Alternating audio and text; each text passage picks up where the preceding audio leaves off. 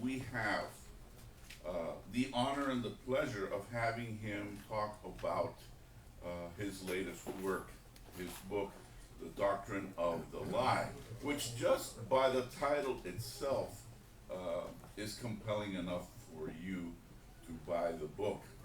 I working my way through graduate school, I worked here at Books and Books for about 7 years. So these guys are also near and dear to my heart. So you can imagine how much I am in heaven introducing a great friend at a place that I love dearly. Where's Orlando? Orlando? No ha llegado. Not yet. He could not be on time. Give him time. Okay, so anyway, Stand. the Lone Ranger is moving his way. No, not that joke.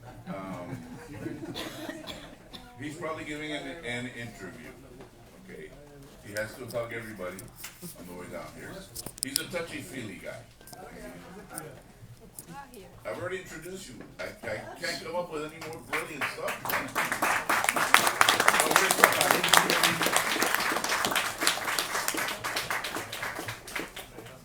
Actually, he's early.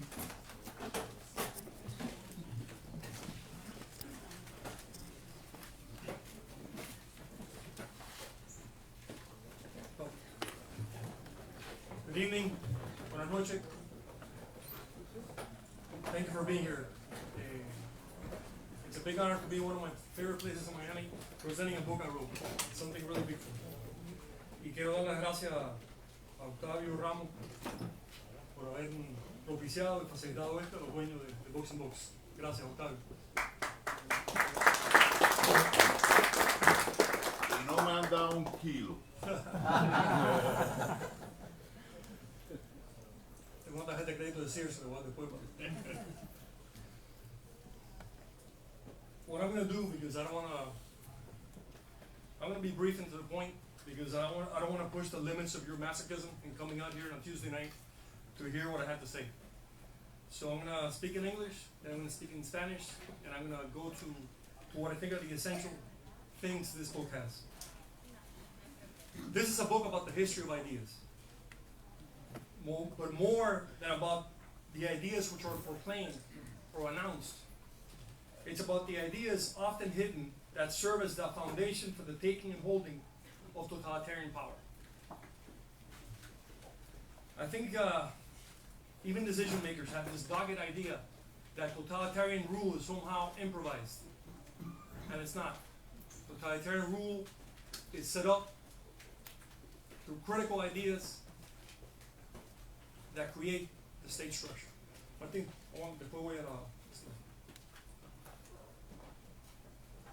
and more than ideas, ideology, which is the deformation of instruments of thought in order to create an all-powerful state. And I think this book is also about how these ideas have just not have affected not just Cuba, not just Venezuela or Nicaragua, but also the United States. I think this book deals with issues and with themes which are hard to find and which I think I'm making a contribution in. Number one, to understand totalitarianism as a virus. I call it an ontological virus because it affects our ability to understand reality and to understand the truth. Number two, how the process of food production, of scarcity, of hunger is used to reinforce the creation or the dissemination of this virus. I think one of the things this book has, which I consider of importance, is showing how the agrarian reform was an initial goal of this regime, but it was the excuse to create the totalitarian state. And I think I also show how from the very beginning, from the moment they came down from the mountains, Fidel Castro, Ernesto Guevara, and the rest were saying what they were going to do. People weren't listening. People were listening to something else. People were listening to a myth that had been created, a lie that had been spewed.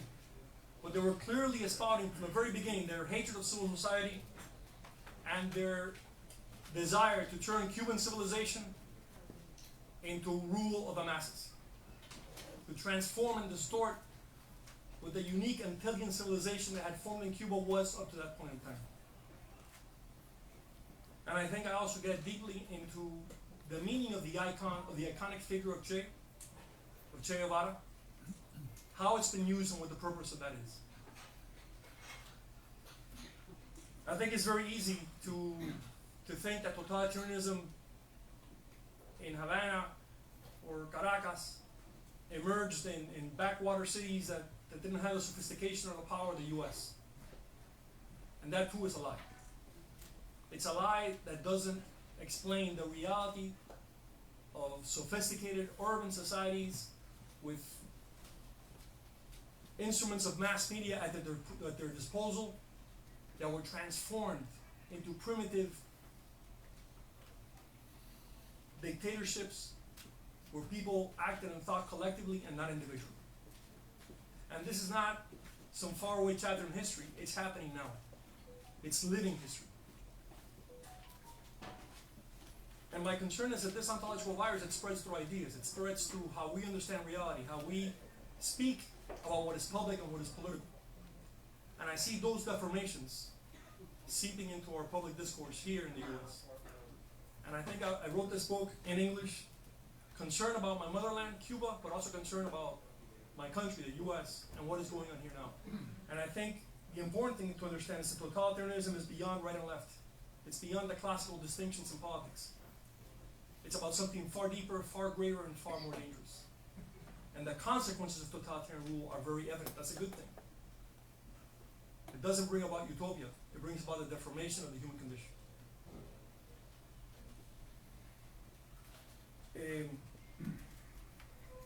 Now I'm going to go into Spanish.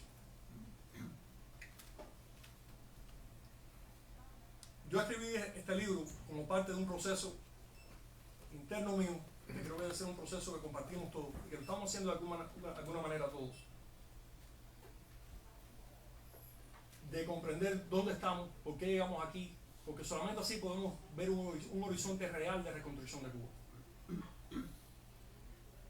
Creo que es un error subestimar el daño hecho al pensamiento cubano, el daño hecho a la forma de comprender la realidad, el daño hecho a la forma de proponer política y la comprensión del espacio público en la mente del cubano por este régimen.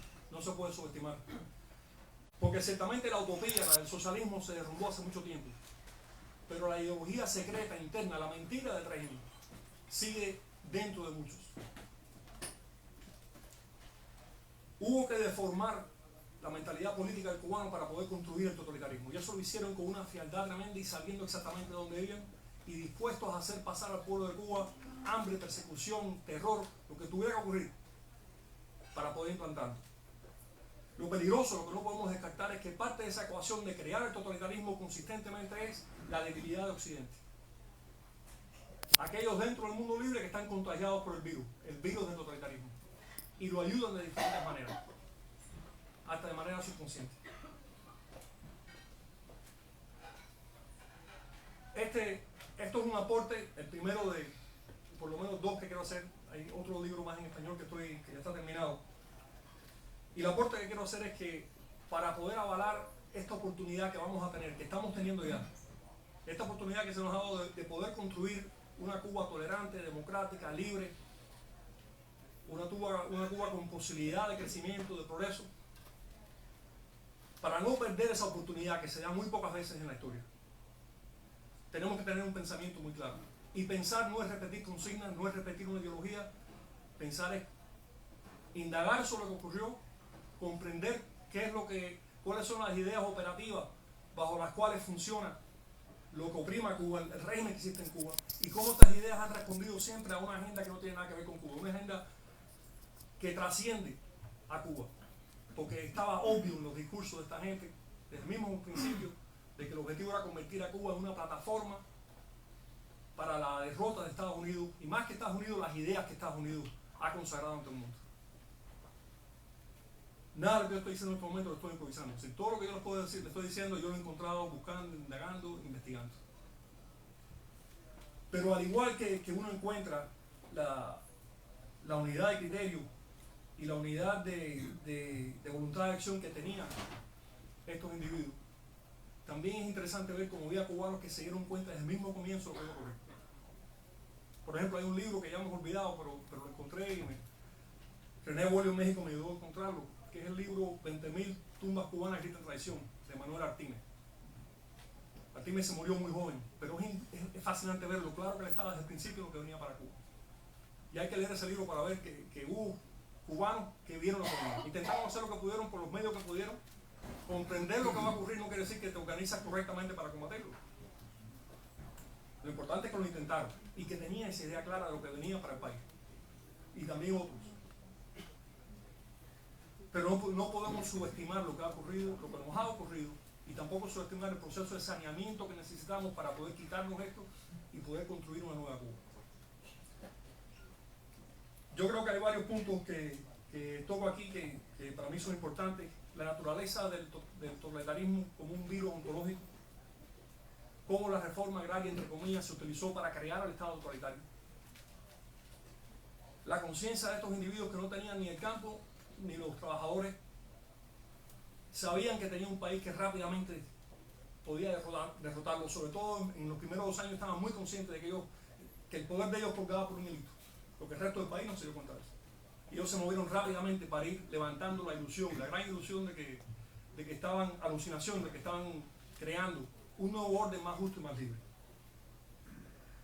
Creo que lo otro que demuestra el libro es el odio desde el mismo comienzo a la sociedad civil cubana, un país que estaba diferenciado, organizado, que tenía una base estructural muy importante, como esto se desmontó y como era el objetivo desde el principio de desmontarlo. Y sobre todo cómo se convirtió a Cuba de una civilización antillana única en un régimen de masa. Es una frase escalofriante de Guevara cuando él dice: el individuo cubano como lo hemos conocido hasta ahora va a desaparecer, lo vamos a destruir. ¿Qué lo va a reemplazar? Bueno, la masa que describe Guevara, entre otros lugares en su ensayo El socialismo y el hombre en Cuba. Hay que leer eso para entender la crueldad y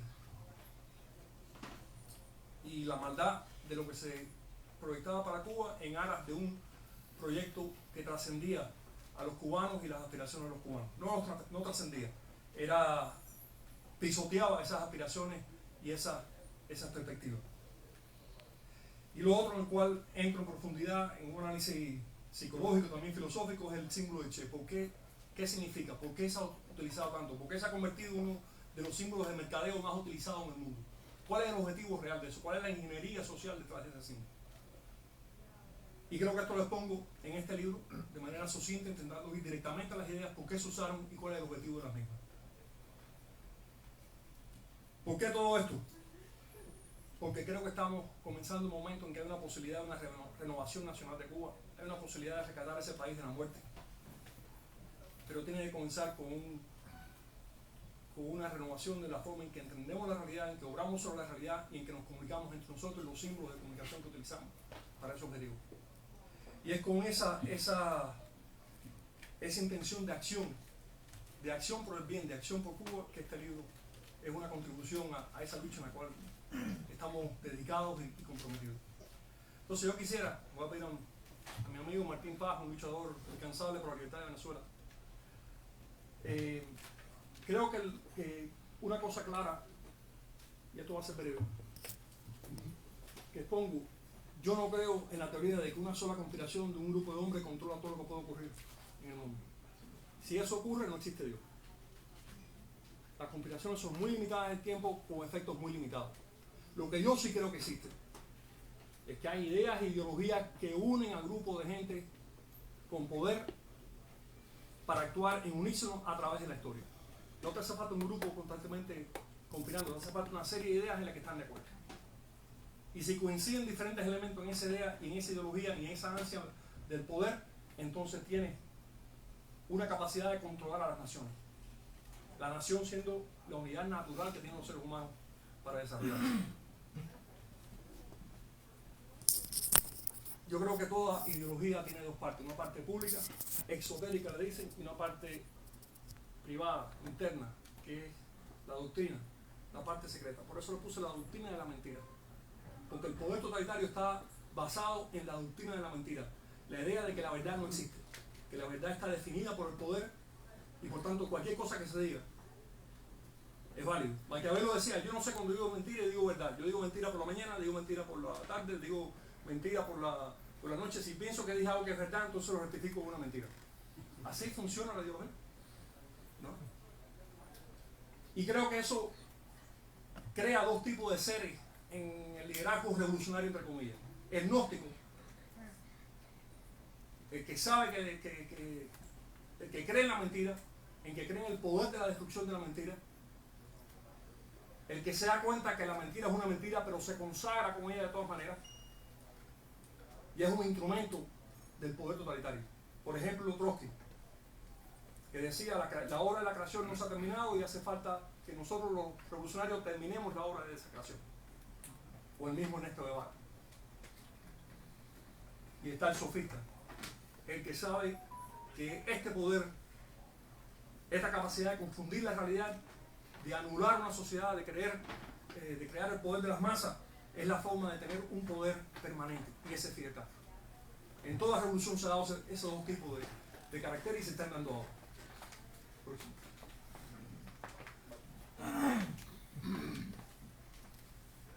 Creo que el libro describe cómo se convierte un pueblo en una masa, cómo una sociedad civil se convierte en un colectivismo atroz, y cuáles son las estructuras de ideas que avalan todo esto. No que avalan, que permiten y que fortalecen la mentira en la mente de un individuo y de un pueblo. Y creo que tiene que ver, todo lo que pasó en Cuba afecta directamente la relación muy especial que tienen Cuba y los Estados Unidos, que son dos naciones muy diferentes, con historias muy específicas y destinos también únicos, pero que están profundamente interrelacionadas. Y Cuba ha tenido históricamente una gran influencia sobre cómo los Estados Unidos se perciben a sí mismos. Y fue desde esa realidad que se comenzó a construir la doctrina de la mentira alrededor de lo que estaba pasando en Cuba. Empezó con Herbert Matthews en el New York Times, y hay que leer quién era Herbert Matthews para entender que eso también fue intencional. Y ver lo que Mark Hughes hizo con la Revolución Cubana, y como él dice en su ensayo sobre la liberación, que todavía es una guía y una referencia para la extrema izquierda en Estados Unidos, él dice las revoluciones de Vietnam, Cuba y China son indispensables, él explica en el ensayo, para la transformación socialista en los Estados Unidos. Bueno. Y como ya les comentaba, pero quiero ir a esto, los hombres y mujeres que encabezaron la lucha por la independencia de Cuba tenían un pensamiento muy claro. Cada uno de ellos, cada uno de esos líderes tenía una estructura de pensamiento, una cultura formidable. Martí es el más conocido, pero lo tenía Antonio Maceo, lo tenía Carlos Manuel de Céspedes, Ana Betancourt, y así puedo seguir. Sabían que la forma en que ese pueblo creía en la naturaleza del cubano, y sabían que la forma en que ese pueblo fuese libre era una estructura republicana que permitiera la libertad, la autonomía municipal, la soberanía a nivel de pueblo. En el momento que los totalitarios pudieron confundir ese proyecto, utilizar diferentes situaciones para opacar esa intención republicana, comenzaron a ahogar a Cuba. Pero lo más interesante no es eso, lo más interesante es que esa estructura republicana intelectual nuestra sobrevivió y existe en nuestras almas. El exilio es esa república invisible que no pudieron aplastar. Y ahí entra lo que yo llamo los anticuerpos de una nación. Y sobre los anticuerpos se puede construir una nueva sociedad.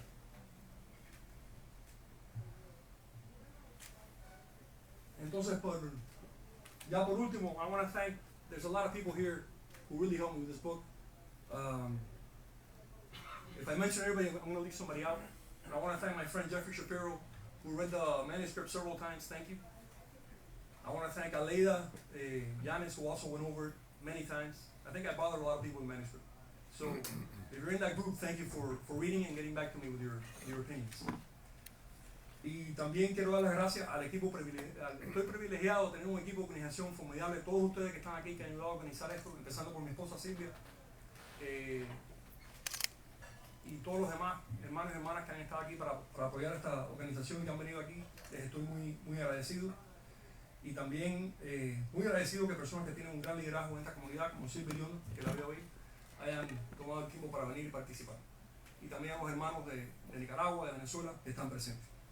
Así que eso es lo que quería decir. Si tenían alguna pregunta o comentario, con mucho gusto podemos dedicar unos minutos antes de pasar a firmar los libros. Y esa ofrenda floral de los hermanos de Taiwán. Thank you, Antonio.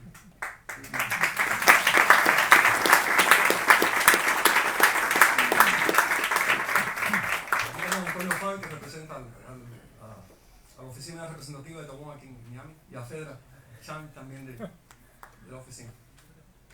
¿Alguna pregunta? ¿Un comentario sobre ello?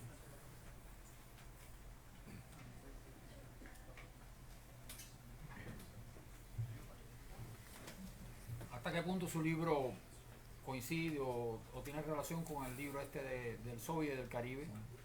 Y otra cuestión, usted expresa que la cuestión cubana es un poco, bastante asuntos intelectuales o asuntos de pensamiento.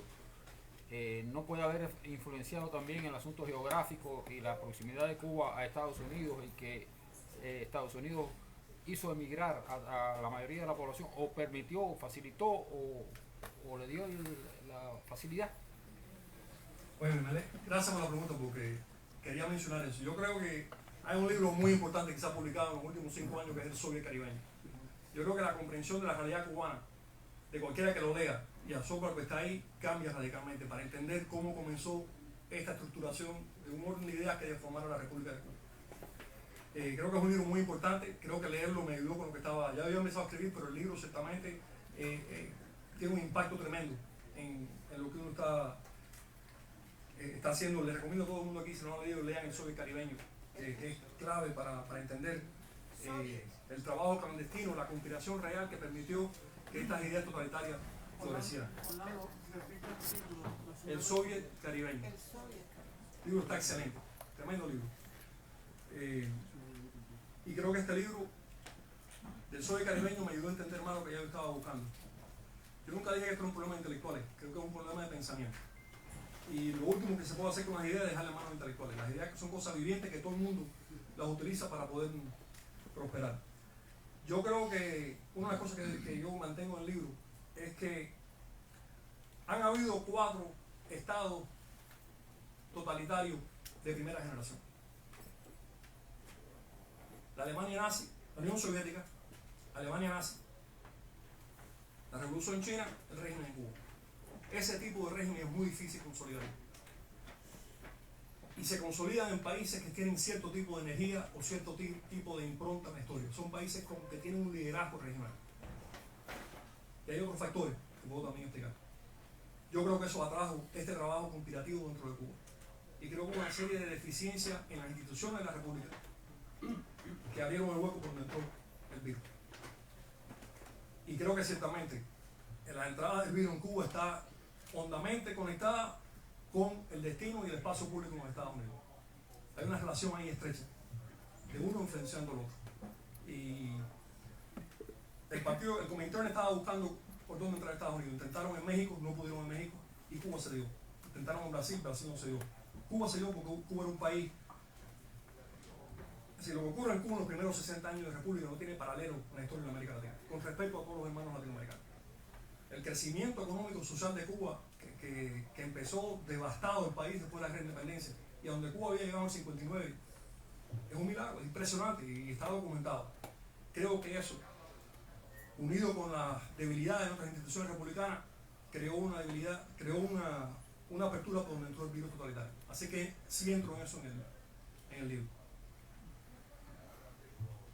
Orlando, Luis, después voy para allá. Primero Luis, después te voy. Tú hablas acá de las repercusiones de lo que pasó en Cuba en Estados Unidos. ¿Hay alguna semejanza o paralelismo entre la metodología, la operatividad que utilizó Fidel Castro y el grupo élite para cambiar la sociedad cubana e introducir el virus del comunismo con lo que está ocurriendo en determinados puntos y formas en los Estados Unidos donde están operando, adoctrinando y trabajando en diferentes áreas. ¿Hay algún paralelismo? Este libro tuve la idea de escribirlo cuando me encontré, quizás ustedes, algunos de ustedes lo han visto, pero la semilla de esto tuvo cuando me encontré la grabación de una reunión que tiene Ernesto Guevara en Nueva York con un grupo de intelectuales y periodistas de izquierda americana. Una larga conversación de ellos con Guevara. Yo nunca había escuchado a Guevara hablar. Si sabía quién era, lo estudiaba, todo eso, pero no una conversación de él. Y ahí me di cuenta profundamente de la simbiosis entre esa gente, lo que ellos buscaban, lo que querían hacer en Estados Unidos y lo que se estaba haciendo en Cuba. Y es interesante porque uno empieza escuchando y al principio parece que es Guevara dando clases de revolución a unos cuantos con cuello de combate que quieren ser revolucionarios. Pero al final te das cuenta que otra cosa está ocurriendo ahí. Ellos lo están convirtiendo a él en el que ellos quieren que él sea y en la necesidad que ellos tienen de que exista una figura como él. Por ejemplo, lo van llevando para que él criticara a Martin Luther King, para que él estuviera en contra de la desobediencia civil. Que solamente había siempre una solución radical a todos los problemas de Estados Unidos. Creo que ahí está la semilla de la cosa, Luis. Pero ahí está en esa conjunción desde el mismo comienzo de lo que se estaba ocurriendo. La brigada Venceremos no era para nosotros, no era para cubanos, era para aquí. Llevar un grupo de gente allá, prepararlo y traerlo. Pero tenía que existir la doctrina de la mentira. Y parte de la doctrina de la mentira es qué cosa era Cuba antes del 59. Completamente distorsionado.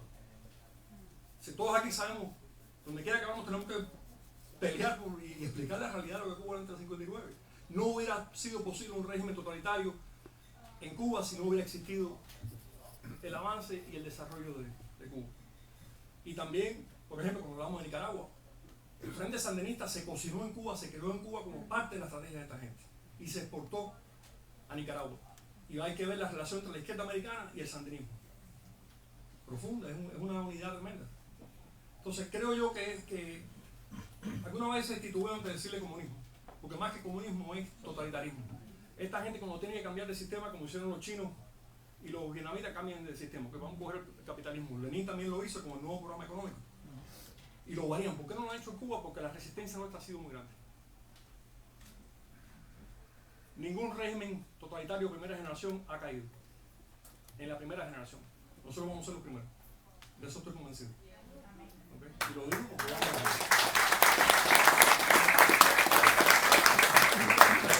Alemania nazi cayó por una guerra total. Pero una Alemania nazi era más débil internamente de lo que era la Unión Soviética. Entonces tenemos que entender, y lo digo una y otra vez, cuando la gente me dice, ¿por qué ha durado tanto? Porque hay pocas enfermedades como esta. Hay pocos regímenes como estos. Y todavía están los que lo armaron, todavía está Raúl Castro que da orden y Ramiro Vélez que da orden. Todavía están los arquitectos del sistema presente. ¿No? Y no solamente los arquitectos, la energía que les permitió destruir a ese pueblo para gobernarlo, para sojuzgarlo, y cómo fueron utilizando cada paso. Y además, también quiero hablar de esto, el equipo internacional que los rodeó desde el primer momento, que nosotros mayormente desconocemos. No era solamente Ernesto Guevara, no solamente era Bayo en México, eran los cientos de hispanos soviéticos que vinieron a Cuba a consolidar el régimen. Y asesores que buscaron en las partes más recónditas y más peligrosas y más tenebrosas del mundo, que estuvieron desde el primer momento desde la sierra armando ese paro. Y que tienen, sí, muchos de ustedes vivieron eso, yo no lo viví. Pero, ¿qué pasó ahí? Porque hay, por ejemplo, una crítica que hacía un escritor anarquista al principio del régimen en Cuba. Él decía, había una población de 3 millones de personas en Oriente, en Cuba, en 1959. El ejército rebelde no llegaba a 1000 efectivos. Vamos a suponer que había 10 personas apoyando cada guerrillero, 10.000 personas. Eso era representativo. La población de Oriente se volcó a seguir a Fidel Castro. Eso no ocurrió. Desde el poder ellos crearon esa condición. Desde el poder ellos crearon las masas. Están las declaraciones de Guevara. Y ese viaje de Guevara no conocía Cuba. De la Sierra Maestra a las villas. Cuando él ve la riqueza de Cuba, él dice, pero ¿cómo esta gente va a estar más desarrollada de lo que yo he visto en América del Sur? Y entonces entra también el prejuicio sobre Cuba, de que Cuba era un instrumento americano y había dejado de ser hispano. Y entonces Guevara, lo que él plantea, lo que él ve es, ¿qué es lo que él dice? Aquí hay un gran problema, que es que el campesino cubano, el guajiro cubano tiene mentalidad capitalista. Tenemos que cambiar esto. cambiar. Entonces la ley de reforma agraria original, que había una coincidencia de todas las fuerzas políticas en esa, que era básicamente la tierra que la trabaja y darle instrumento, darle infraestructura para que pudiera trabajar el campo cubano. El campo cubano era una potencia agrícola en América Latina en el 59. Me llena de dolor pero físico, ver a Cuba hambrienta, a Cuba importando el 85% de lo que come de Estados Unidos y de Canadá, y saber que Cuba en el 59 era todo lo contrario. Se alimentaba a sí misma y exportaba alimentos. Y ustedes saben eso, la mayoría de ustedes mejor que yo. Pero eso es deliberado. Ese quebrantamiento de la agricultura es deliberado. ¿Alguna otra pregunta o comentario? Creo que es que no veo bien desde aquí. Este es Luis Torres. ¿Qué tal, Luis? ¿Cómo estás? Mi pregunta es si se puede hacer un paralelo, una analogía del contenido de el proceso que se utilizó en Cuba para entender lo que está sucediendo hoy en día en Estados Unidos con el socialismo. Eso es lo que yo quiero saber. 100%. Y eso es lo que intento demostrar en el libro.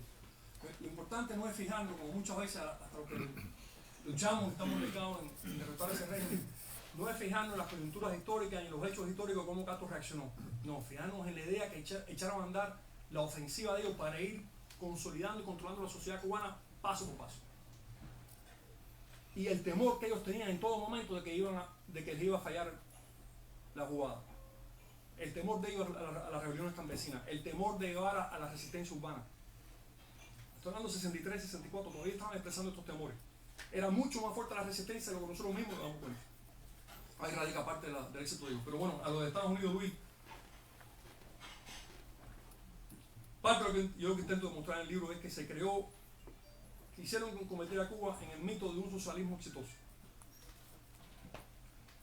Y la idea de ese socialismo exitoso no era la utopía, no era que los americanos iban de pronto a enamorarse de la utopía cubana y ser socialistas, porque la realidad de Estados Unidos es demasiado fuerte para negarla. Tienes que taparte los dos ojos a la vez para negar lo que se ha logrado aquí. No, el objetivo no era ese, el objetivo era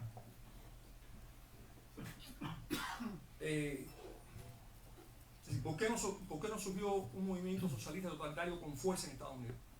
Por la movilidad social, por la intensa capacidad de creación de la economía americana, por un sistema político que está arraigado en la población, por el poder que tiene el ciudadano, por el poder que tienen los estados. Hay toda una serie de razones, eso lo explicó Seymour Martin Lipset en un libro muy famoso. Pero el objetivo no es ese, el objetivo era crear un odio hacia sí mismo en los Estados Unidos. Que eso la izquierda lo había logrado primero en Europa. Es decir, que los americanos tuvieran self-hatred. Mira esta revolución tan linda en Cuba, este hombre que es un asceta, que todo el tiempo está vestido de verde olivo, que quiere reformar un país que era un feudo, era una cosa muy atrasada. ¿Y por qué nosotros lo hacemos esto aquí? ¿Qué nos dice sobre nosotros mismos? Y por ahí comienza el discurso. Hay que leer el ensayo de liberación de Marcuse. Crearle la culpa, el complejo de culpa a los Estados Unidos sobre sí mismo y lo que hacía. Y de ahí comenzar entonces a penetrar y a romper el proceso. Eso lo intentaron de diferentes formas en diferentes momentos. Donde de verdad lograron fue con el triunfo del comunismo en Cuba. Y lo otro es, por supuesto, esta gente que toma el poder en Cuba. La otra gran preocupación que ellos tenían era Khrushchev. Y que la Unión Soviética fuera en la dirección donde ya estaba Estados Unidos. Y creo que parte de lo que ellos estaban tratando de lograr era también que la Unión Soviética cesara el proceso de apertura que había logrado Khrushchev. Y creo que lo lograron, por lo menos en esa primera fase.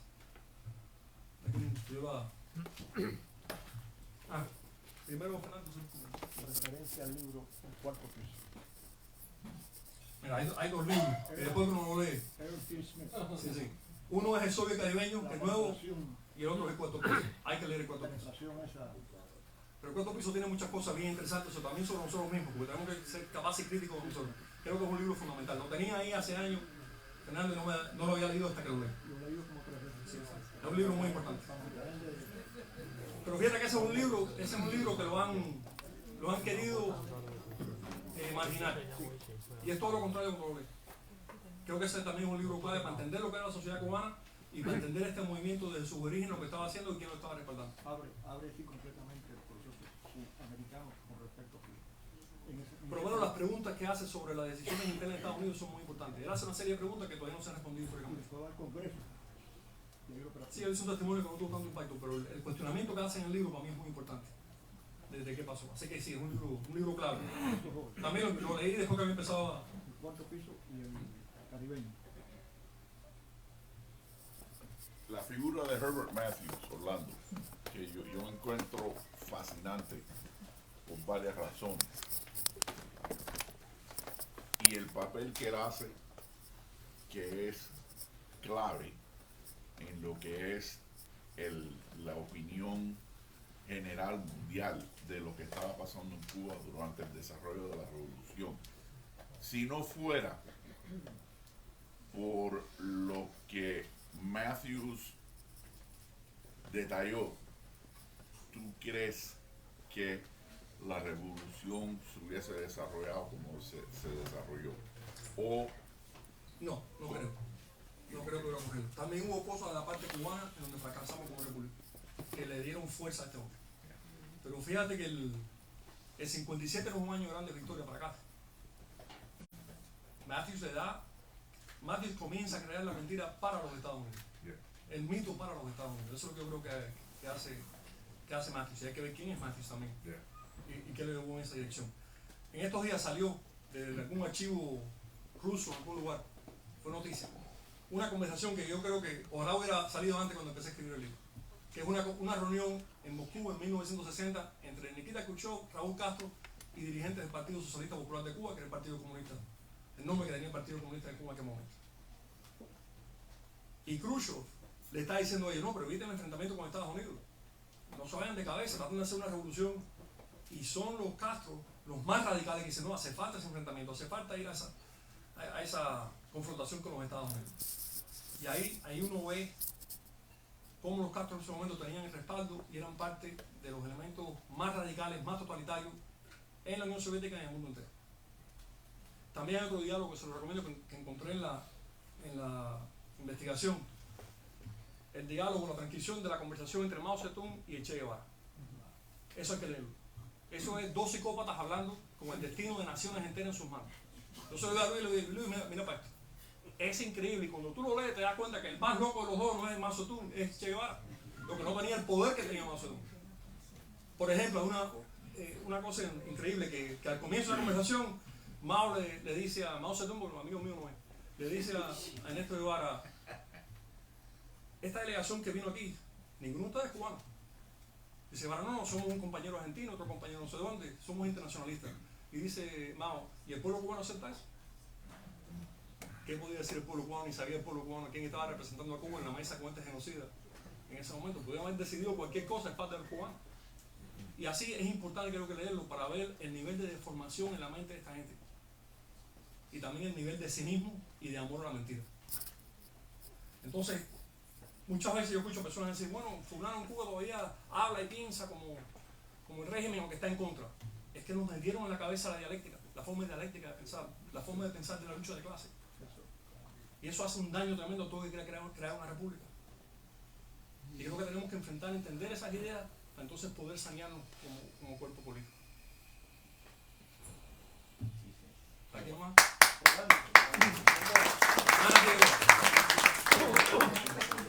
Tocaste el punto de la manipulación del hambre, de mantener el pueblo en una condición donde hay escasez. Me gustaría que expandieras eso un poquito y quizás siempre yo encontré unos paralelos muy grandes con el libro 1984 de George Orwell y la situación de Cuba. Lo que yo encontré es que la tesis, normalmente lo que te enseñan en la universidad es que los revolucionarios cubanos cometieron una serie de errores con la agricultura y eso conllevó a la escasez y el hambre en Cuba. Una serie de errores que ellos cometieron bien intencionados. Hasta Hugh Thomas se compró la tesis esa. No, que Fidel Castro pensó que era más productivo para el país y se la hacía con medio otro. Y cuando me puse a estudiar lo que había pasado, la creación del INRA, las decisiones que ellos tomaron con la agricultura, que desde el principio las estaban denunciando lo que estaban haciendo con... Es decir, una agricultura no se improvisa, es el resultado de siglos de trabajo, de una tradición de cómo trabajar el campo, y los cubanos venían haciendo a Cuba una potencia agrícola en base a un suelo muy fértil y a una forma de trabajar la tierra que venía desde los taínos, que le habían enseñado a los españoles cómo trabajar la tierra y cómo ir creando y cómo generar más riqueza con esa tierra. Y uno ve cómo esta gente fueron deliberadamente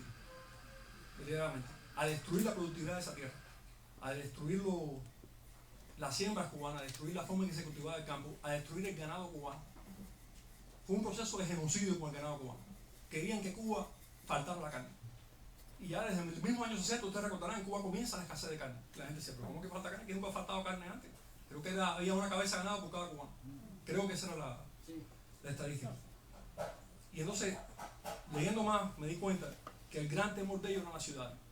Una sociedad civil muy sofisticada, una clase media que estaba muy organizada, un movimiento sindical que participaba en la economía nacional. Si esa gente se alertan de lo que viene y cierran fila, el régimen hubiera caído. Entonces, ¿cuál fue la mentalidad militar de ellos? Controla el campo, controla la comida, controla el abastecimiento de la ciudad. En la ciudad hay hambre y nosotros controlamos lo que pasa con la gente que tiene hambre. Los agrupamos más fácilmente. Por eso cuando dicen, no, ábrale unilateralmente al régimen, levanten el embargo y ellos van a cambiar. No van a cambiar. Porque lo que hicieron no fue por accidente, lo hicieron deliberadamente para crear un control político y económico que no van a entregar. ¿Por qué no siguen el camino chino o el camino vietnamita? Bueno, lo dijo el mismo Fidel Castro en un discurso que también encontré en el año 82, cuando cerró los mercados libres campesinos. Donde él dice, aquí estaba surgiendo una clase media agraria como la que había antes y aquí la revolución no puede permitir eso. ¿Y por qué no puede permitir? Entonces, yo creo, Ana, que está demostrado que ellos querían utilizar el hambre como una forma psicológica de condicionar la mente de la gente. Y procedieron a hacerlo. Con unos resultados catastróficos de lo que pasó. Orlando. Vamos con... Dale, Orlando. You mentioned your earlier book, La República Invisible, and the idea that the Cuban exile community continued to live the life of the Cuban nation, even though it wasn't physically located on the island of Cuba. And in this book, you've also mentioned the antibodies, these natural, organic social groupings through which the life of the nation carries on. Can you tell us a little bit about how those structures have continued with, have had a historical continuity, and how today you see signs of those groups at work? Well, I think that what confirms to me one of my discoveries is that a nation is not really a material order; it's a spiritual order. A nation is a spiritual reality, and that spiritual reality has symbols to which it communicates and orders itself. And I think that the Cuban soul is structured like a republic. So, even within Cuba, but also in the exile communities, wherever we are, since we're free to live as we are, the way we organize ourselves reflects that invisible republic. And I think it has a lot to do with why Cubans have the kind of political power they have in the United States. I think that people dismissed Cuban identity in the early 20th century. They said, no, Cubans are a young nation, they have no identity. It's a fluid mixture of races. It's not really a people. They were wrong completely. It was a nation and a people with bonds of solidarity and a feeling of common destiny that are still present today. But they're present in this room. Look at you, you were born in the United States. And you're very American, but you're also very Cuban. And I think the ability to transmit that spiritual proprietorship, that spiritual membership in a nation that has specific destiny and specific and distinct duty is one of the great discoveries that Cubans have made. Our nation was far stronger than we thought. To resist what's happening in Cuba for 63 years and the deliberate process of destroying Cuban culture, Cuban civilization, Cuban economy, and yet to remain Cuban, inside Cuba and the resistance and outside, to me is one of our antibodies. What do I call it, an antibody? I call it an antibody because it's the natural way Cuba has found to resist a virus. I mean, the world community of democracy pretty much has left us alone for a long time. The United States has been our best ally, but even that has had its up and downs. So who have we relied upon? Ourselves. That promise to ourselves that we're part of something greater. And that is defined not by grandiosity, but by how we were taught to love ourselves, love our country, love God. And I think that's part of the uniqueness of being Cuban. And I think it's still one of the hopes we have to rebuild that country again, to rebuild the Cuban nation. So I don't know if I answered you, but that's what came out. Thank you. This is Jorge Cabrera. Jorge was also born in the U.S. He's an incredible artist and painter. I came a year old. Okay, he came a year old from Cuba. And yet, the Republican Cuba lives in his art and in his thoughts. Orlando, I don't know if you remember, you were in Spanish or in English? I'll say it in English. No sé si te acuerdas cuando estábamos captando la radio de Cuba y yo te pasaba lo que se estaba hablando, como el día que puso Rowena de la Juventud. Él tuvo una reunión con la juventud americana en La Habana y los jóvenes que iban allá, supuestamente los portacañas, le dicen, comandante, ¿cómo nosotros en los Estados Unidos podemos lograr la utopía que ustedes tienen acá en Cuba de la solidaridad de la nación, el pueblo, la juventud y la seguridad que tienen acá? Y Fidel dice, es fácil, hijo. Y si ustedes tienen la materia, el pueblo es decadente. El pueblo está ahí. Yo creo que ellos hicieron a pueblo decadente para poder controlar. They push that process. There's a psychological process called mass formation. And it's been studied, and it's how, using state power, you turn a people into a mass. And it consists of 3 or 4 steps you have to do when you're in power. And that's what they were doing to Cubans, to turn them into a mass, into something that could be controlled. So, you know, it's not that we are that, it's that we were turned into that by the people who took power in Cuba and by the entire international structure which supported that blow against the Cuban people. Orlando, yo veo un hilo en común entre Fidel Castro, Daniel Ortega, Evo Morales, Hugo Chávez, etc. Y es que todos son, para mi gusto, acomplejados socialmente, envidiosos y llenos de odio. ¿Cómo juega eso en todo esto de llevar el... Es un punto muy importante. Hay un escritor, investigador que yo respeto mucho, Fredo Arias King, y él dice que el totalitarismo es la ideología de los que tienen psicopatología. Es la ideología de aquellos que no encuentran un lugar en el mundo, que se sienten enajenados por las ideas que ellos mismos abrazaron en su interior, y es un caso de esos Guevara. Se sienten enajenados al mundo y quieren crear un orden donde el mundo se subordina a ellos. Y yo creo que eso se repite en todos los casos, y el deseo de someter al resto del mundo a la enfermedad psicológica que ellos estén padeciendo. Lo que yo veo, fíjate, 59, 79, 99, Cuba, Nicaragua, Venezuela, yo lo que veo es la mutación del virus. En cada instancia el virus fue aprendiendo cómo organizarse, cómo reorganizarse y cómo implantarse.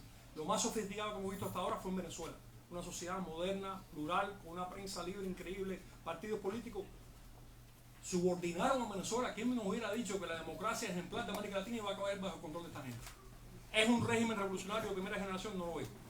No han logrado ese nivel de energía, pero están siguiendo el modelo para esa consolidación. Y yo creo que ahí lo que estamos viendo es que cada 20 años el virus logra reproducirse y cada vez es más peligroso. ¿Qué es lo que está pasando en Chile? Yo veo muchos aspectos de eso aquí. Y no lo voy a limitar a una sola parte del aspecto. Yo creo que hay una serie de concepciones totalitarias que la gente no se da cuenta que son totalitarias, que están tomando raíz en Estados Unidos. En la forma de relacionarse, en la forma de respetar lo que dicen, en la forma de expresarse, y eso es muy preocupante. Porque siempre, yo creo que hay uno de los factores claves para el totalitarismo, es un grupo de liderazgo absolutamente convencido de que tienen el poder político, militar y económico, no para dominar la sociedad, para recrear al ser humano. Entonces quieren destruir al ser humano, y vimos el resultado de eso en China, en Camboya, destruir al ser humano para crear una cosa nueva. Nunca resulta, siempre catastrófico. Y yo estoy viendo esa mentalidad emerger aquí, y eso es muy preocupante. Lando. Primero te felicito por ese aporte tan importante y te felicito por tu trayectoria. Dices que la última experiencia que tuvimos fue Venezuela. Yo participé en las elecciones de Colombia como invitado y es penoso ver que a pesar de todas las experiencias que hemos vivido en América, todas las experiencias en todos estos pueblos, toda esta mentalidad sobre la sociedad, haya caído Colombia, que ha sido siempre el sueño de la izquierda radical, lo hayan tenido. Yo entrevisté casi 50 o 60 personas de diferentes edades, diferentes razas y diferentes estatus sociales. Y los que más duros fueron contra la democracia fueron los jóvenes. Pero yo me pregunto, ¿qué estamos haciendo mal? Tanto en Estados Unidos como entre la América. ¿Qué seguimos con la experiencia que tenemos de todos estos movimientos? Yo te voy a decir lo que estamos haciendo mal. Lo que estamos haciendo mal es que la mayor parte de las personas que vuelven a este salón son, no la mayor parte, una gran cantidad de lo que yo estoy mirando en este salón son cubanos, emprendedores, que están muy ocupados con su negocio, están haciendo su vida, han labrado un mejor presente para su familia. El problema no está en el trabajo diario, en la vida diaria de Estados Unidos, el problema está en las universidades. Y yo soy sobreviviente de la Universidad Americana. Que además también enseñé. Y lo digo no por darme, tengo algún conocimiento que alguien no tiene, sino porque yo vi el nivel de adoctrinamiento que se lleva a cabo en un aula, empezando con el mismo profesor. Y una parte fundamental de crear el totalitarismo, uno de los niveles es que la persona ve la mentira y cree la mentira. Pero después que ha creído la mentira y ha construido su vida sobre la mentira y se da cuenta que es una mentira, ya no quiere dejar ir de la mentira. Porque ya ahí está absorbido quién es. Entonces tenemos generaciones de muchachos donde ha habido un debilitamiento de la educación. Ustedes vieron las últimas estadísticas sobre la escolaridad en Estados Unidos, como están saliendo nuestros muchachos. La pandemia tiene mucho que ver, pero también un trabajo acumulado. Es decir, yo llegaba a la clase de la universidad y me encontraba muchachos que no sabían nada de geografía. Tú le decías, dime 4 países en el Mediterráneo y no podían nombrarlo. ¿Okay? Bueno, ¿por qué? Porque dejaron de enseñar geografía en las escuelas. ¿Cómo tú vas a entender la realidad si tú no sabes cuál es la geografía? Por lo menos un conocimiento básico de lo que es la geografía. Historia, mucho menos. Lo que saben son una serie de consignas sobre la historia. Volviendo a 1984, la reducción del idioma, del lenguaje. Pongan una película en Netflix. Tuvo una película americana en los años 50. Y no estoy diciendo que los 50 es mejor que el presente, pero uno pone una película americana en los años 50 y mira el vocabulario. Es súper amplio. Pon Netflix. Hay una palabra que te repiten 40 veces, que todos sabemos cuál es, empieza con F. Ya eso quiere decir todo. Están creando un ejército de esclavos. Con esa palabra ya lo quiere decir todo lo que está en tu corazón. Entonces creo que la reducción del idioma, el uso de los medios de comunicación masivos, un grupo de liderazgo que piensa que puede recrear la realidad, todo eso se combina y tiene los peores resultados. Lo que como los cubanos somos muy pragmáticos, los cubanos estamos en la lucha por la vida, queremos buscar causas inmediatas, no hay causas inmediatas, o sea, hay causas muy profundas que tienen que ver con niveles de la realidad espiritual que no se pueden obviar. Hay que mirarlos, hay que adentrarse en ellos. Y otra cosa que quiero decir, vamos a comparar el nivel de discurso político, de análisis, de proyección del país que había en Cuba en los años 30, sea de Machado, sea de oposición a Machado, lo que tenemos ahora. ¿Qué ha pasado? Un derrumbe, una decadencia de la capacidad intelectual de nuestro país. Formúlala quien la formule. Te das cuenta que ha habido una decisión de minimizar al cubano y su capacidad pensante. En todos los regímenes totalitarios existe lo mismo y no me sorprende que en Colombia también lo intente. Señor. Usted está optimista de que va a haber un cambio en Cuba. ¿Eso cómo va a pasar? ¿Va a ser con otra generación de líderes, vamos a decir, cuando se vayan los Castro y toda esa gente que empezaron esto? ¿O qué es lo que va a tomar para verse ese cambio que queremos ver? De las 4 regímenes totalitarios de primera generación que mencioné, el que ha tenido una resistencia que ha perdurado en el tiempo somos nosotros. Creo que hay diferentes razones para eso, pero es una buena señal. Yo creo que los cubanos pueden cambiar ese régimen ahora. Creo que lo que estamos viendo en las calles de Cuba, en la resistencia en Cuba, es un camino ese cambio. Pero creo que no vamos a poder lograrlo si no tenemos un reordenamiento de nuestro pensamiento y cómo entendemos la realidad y lo que pasó en Cuba. Para entender qué es lo que tenemos enfrente, a qué tipo de régimen nos estamos enfrentando. ¿Cómo contempla el régimen el poder? Si la ilusión de que esta gente va a entregar el poder, que Ramiro Valdés y Raúl Castro en un momento lo vamos a convencer y nos van a decir, mira, ¿qué está el poder? Eso es completamente divorciado de la realidad. No pueden hacerlo. Porque para ellos Cuba es el poder ese que ellos han creado. Entonces creo que eso tiene que condicionar y tiene que afectar todas las estrategias que se utilizan en contra de ese régimen. La idea de que si nos portamos con ellos de cierta manera se van a portar con nosotros de la misma manera, eso no funciona. Como dijo el otro día Marco Rubio, nos pasamos 30 años invirtiendo en China pensando que en la medida que iban mejorando, se iban a parecer a nosotros. Y resulta que al final lo que quieren es reemplazarnos, no parecen ser nosotros. Yo creo que la otra cosa importante es, todos estos regímenes lograron controlar a su diáspora. Los chinos tienen intimidado a su diáspora, con algunas excepciones de Falun Gong y otros, los tienen intimidados. los rusos han penetrado mucho las diásporas de ellos. El exilio no se dejó vincular, no se dejó subordinar. El exilio aún es independiente, es una alternativa. Nosotros somos un Taiwán invisible al régimen que existe en Cuba. Y yo creo que hay esperanza para ese cambio. Pero sobre todo, yo creo que estos regímenes tienen, la gran debilidad es que están reñidos con la realidad. ¿Cuál es la realidad? Que un ser humano sin verdad, sin esperanza, sin caridad, sin amor no es un ser humano. Y esas 4 cosas que mencioné tienen su base en una realidad trascendente y eterna. Tú no puedes borrar el orden espiritual de un ser humano. Y todos estos regímenes han intentado borrar ese orden espiritual, y el orden espiritual como karma viene y se lo devora. Además que hay un precio tremendo que paga la nación. Entonces creo que la batalla está ganada en ese sentido. Lo que tenemos que organizarnos políticamente aún más y perfeccionar la lucha que estamos haciendo para que ese régimen acabe de terminar.